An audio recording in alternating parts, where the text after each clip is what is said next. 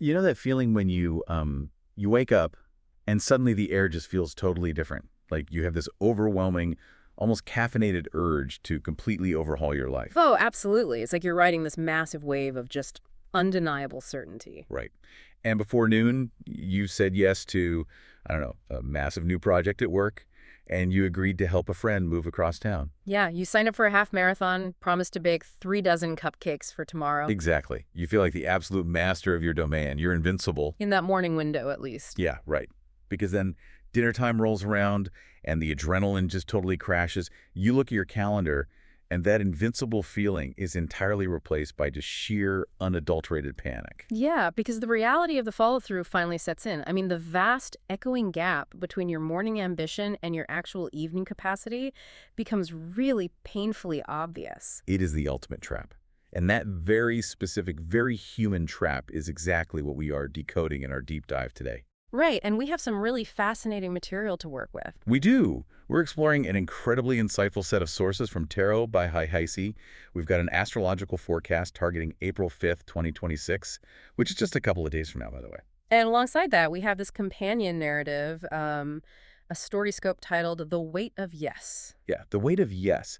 And to be clear, our mission today is not just about reading a horoscope to you. No, not at all. We are using this whole framework to unpack the very real, often messy psychology of overpromising. Because we really need to understand the hidden costs of these sudden bursts of frantic confidence, and most importantly, how to actually filter an impulsive yes into a more grounded, intentional commitment. Exactly. So, to start, the entire foundation of this analysis is anchored around a specific astrological event that hits on April 5th, which is Sun square Jupiter. Right, Sun square Jupiter.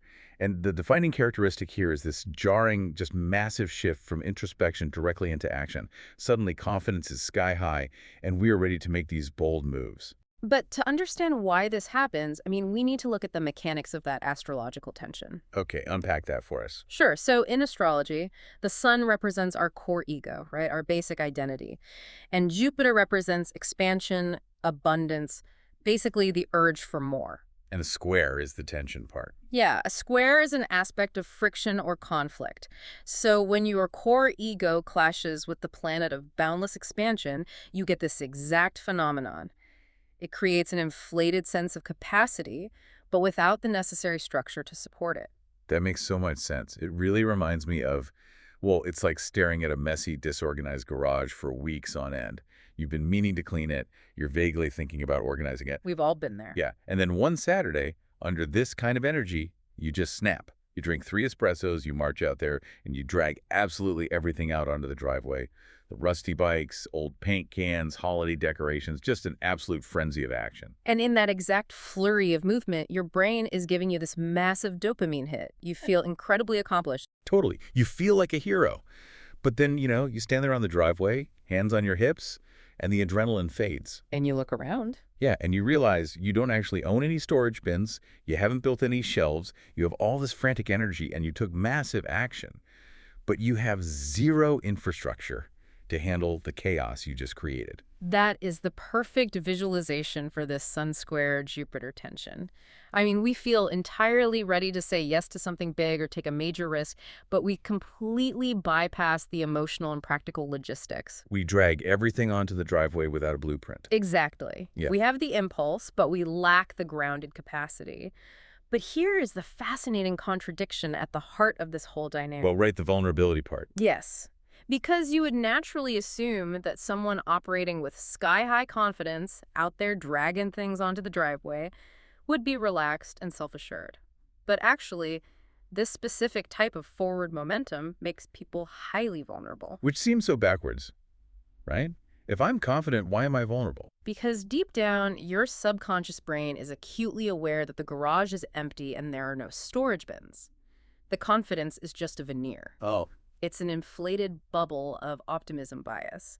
And when you are standing inside an inflated bubble of overcommitment, your nervous system is hyper-aware of how easily it could pop. Because it's not real confidence. Exactly. Your confidence isn't rooted in reality. It's resting on this really precarious, wobbly stack of impulsive promises. That makes perfect sense. The vulnerability is basically baked into the overextension. But, This sudden burst of energy doesn't just spontaneously generate out of nowhere, does it? No, the analysis specifically connects this current urge for action directly to the Right. past. It draws a timeline back to last autumn, pointing to an exact date, October 17th. We're supposed to look at risks or projects that we started back then to see if they're going to pan out now. Yes, that's the chronological link. But I do want to push back on this timeline a bit. Go for it. Well, if I am waking up today feeling all this amazing forward momentum, this desperate urge to finally take action and conquer the world, why should I slam on the brakes to look backward at some 6-month-old project? I mean, doesn't looking backward just kill the momentum we're trying to harness? It's a fair question, but it doesn't kill the momentum. It grounds it, because unchecked momentum is just chaos. Okay, fair. What we are looking at here is a strict rule of cause and effect. The text premise is that if your efforts back in autumn were measured, meaning cautious, hesitant, or just incomplete, you are only going to see half-baked results in the present. So half the effort yields half the result. Precisely. Conversely, if you actually gave something your best shot back then, you'll see those rewards multiply now. So the look backward is really about accountability. Yes. The reason you are forced to look backward is that the transition from past to present requires an audit. You have to face the reality of your previous commitments before you earn the right to make new ones. Oh, wow. Yeah, you cannot build a stable new floor on a house if the foundation you poured 6 months ago is crumbling. Right, you can't just ignore it. And to bring this abstract tension down to earth, we can actually look at Mara. She's the protagonist of the companion narrative we mentioned. Yeah, Mara is basically the human embodiment of everything we just discussed. Totally. Her morning perfectly mirrors that shift from stagnation to frantic expansion. She wakes up with this strange clarity. The text calls it a restless pull beneath her ribs. Which is her feeling that exact friction between her ego and the urge to expand. Yeah. And she decides to stop waiting, grabs her phone, and starts rapidly firing off replies to messages. Collaborative opportunities that she had left hanging since October. She's literally reactivating those exact autumn threads. Right.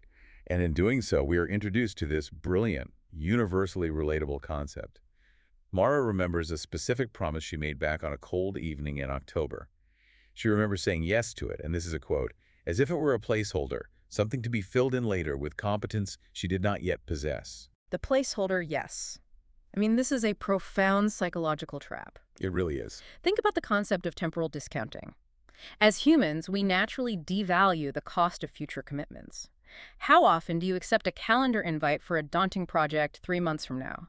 Or agree to a massive future favor? All the time. Right, operating under the absolute delusion that future devotion down, you will somehow have vastly more time, boundless energy, and entirely new skills. It is the ultimate planning fallacy. We invent this superhero version of ourselves who, loves waking up at 5 a.m., never gets overwhelmed, and has just infinite patience. Exactly. We use the placeholder yes as an emotional shield. We say yes to relieve the immediate acute social discomfort of saying no in the present moment. Wow. We're banking on a future competence that we haven't actually earned. And for Mara, that vague, distant later has suddenly arrived. The bill comes due. And outwardly, as she's firing off these messages saying, yes, absolutely, count me in, she looks decisive, right? She looks like the capable, confident person she desperately wants to be. But inwardly, something is trembling. Yes. That vulnerability we talked about earlier, it's vibrating right under the surface. The thrill of typing yes gives her this brief surge of exhilaration, but the text says it's immediately swallowed by a hollow echo. And that hollow echo is the sound of an ungrounded commitment. Yeah. It's the visceral realization that she has just written emotional and professional checks her reality cannot cash. Because by midday, she has committed to 3 things she barely understands and 1 she secretly fears. And that internal dissonance inevitably has to collide with the outside world. I mean, when you are running on hollow, frantic confidence, all it takes is one observant person to pop the bubble. Which brings us to Daniel. Right. For Mara, this happens at a cafe with her friend Daniel. He's known her a long time, and he immediately sees past the veneer. He senses this manic edge to her new momentum. He recognizes the friction of the Sun-squared Jupiter energy. Exactly. Mara claims she's doing great, she's finally moving forward. And Daniel asks her the ultimate devastating gut check question. He asks, Are you building something or just saying yes to the idea of it? Which is really the central question of this entire analysis. I mean, are you engaging with the gritty reality of the work or just the shiny, frictionless fantasy of who you could be? So good. Now, let me play devil's advocate for a second here. Okay, sure. In our modern hustle culture, fake it till you make it is practically a religion. Sometimes you have to say yes to the idea of a project before you know how to build it, just to force yourself to rise to the occasion. Isn't Daniel being a bit of a dream crusher here? Why call her out for seizing an opportunity?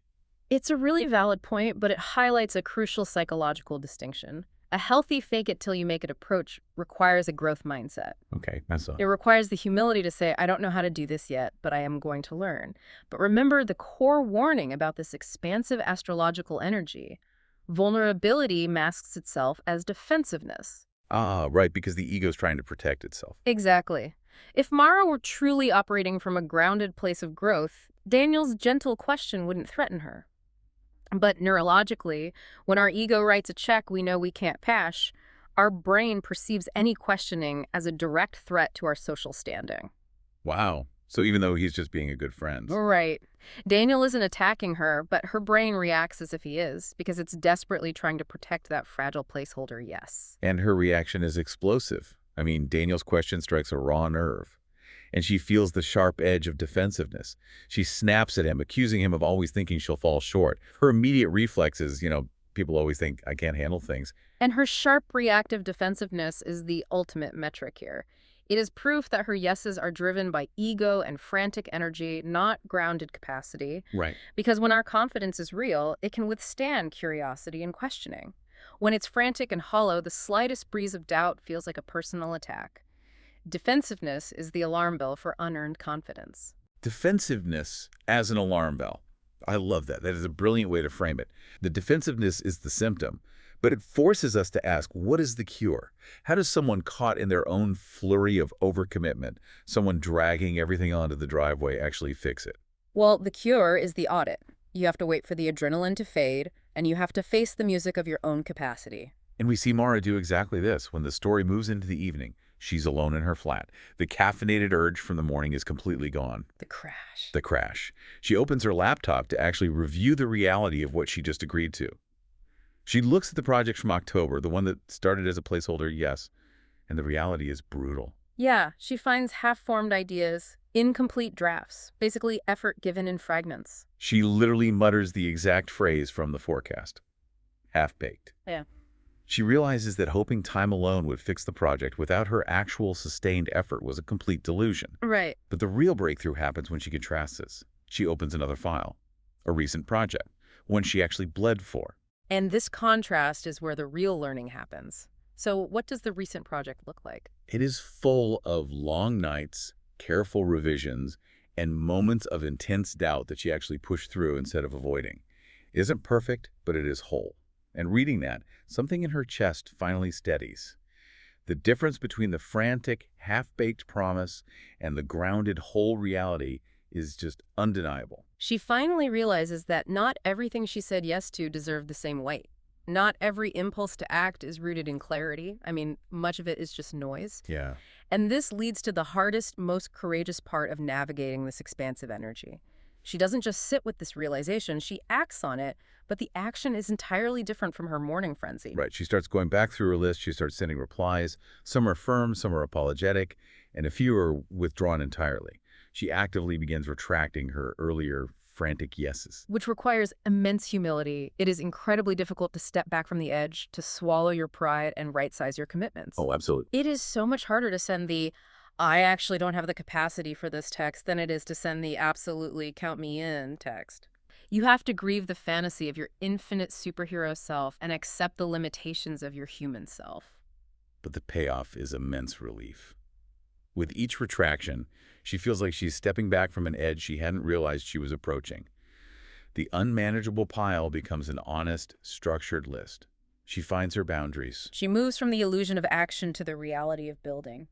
The urge to expand is still there, but it is finally grounded. It has shape. Which brings us to the final text exchange between Mara and Daniel. He checks in on her, offering a piece of profound advice. He says, just don't promise the world if you're still building it. Yeah. And Mara replies, maybe I'm learning how to build it properly. That is the evolution we are all aiming for. It really is. So let's distill this down. The core insight from today's deep dive is that expansive, confident energy, that urge to completely change your life before noon, is a massive gift.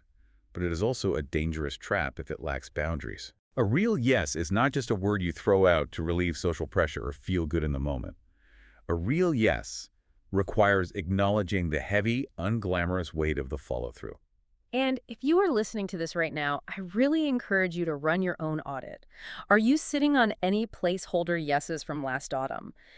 Commitments you made hoping a future, more capable version of yourself would magically appear to handle them. Yeah, ask yourself the cafe question. Exactly. Are you saying yes to the gritty reality of a project, or are you just saying yes to the shiny idea of it? Use your own defensiveness as a metric. If someone questions your capacity and you feel the urge to snap, you might be standing in an empty garage. That is the exact gut check we all need. And I want to leave you with one final lingering thought. There is an incredibly striking piece of imagery in the source material regarding the hidden cost of our impulsive decisions. Oh, the frost metaphor. Yes, when Mara realizes her rapid-fire agreements affect the people on the receiving end, she notes that expectations form quickly, almost invisibly, like frost on glass. It's a chilling metaphor. The frost is beautiful to look at, but it obscures the view. It's just a silent accumulation of pressure. Exactly, so ponder this. When you throw out a casual, ungrounded yes today, just to feel the thrill of forward momentum, whose glass are you frosting over with invisible expectations? And what if the most powerful, genuinely confident move you can make right now isn't adding another yes to your plate, but having the courage to take one back?